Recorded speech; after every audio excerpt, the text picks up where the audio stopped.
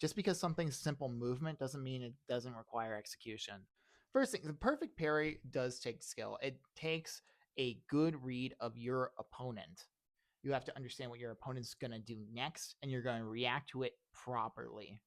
And that should allow you to get your turn back, frankly. I think that's a fair deal of being like, I know exactly what they're going to do, especially now with season 2 now, where you have to either point back or down to make sure you actually get the perfect parry. And Drive Rush's skill is resource management. That is what Drive Rush is all about. Obviously, it's a 50-50. You know, you get an overhead, you get a low. That's Drive Rush, right?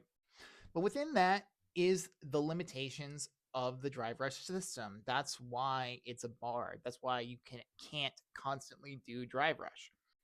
And that's where the skill lies. It requires you to think about, like, do I spend all my resources in one big go, get a ton of attack down, or play defensively, let my opponent try to use all their Drive Rush, and then go on the offensive.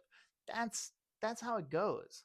It's not execution based in the sense of like quarter circles, combos, that kind of thing, but it does require skill and it does take time to get.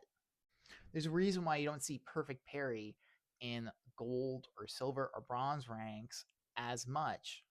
And I would say the same with Drive Rush. Obviously, these skills take a little bit of finesse, a little bit.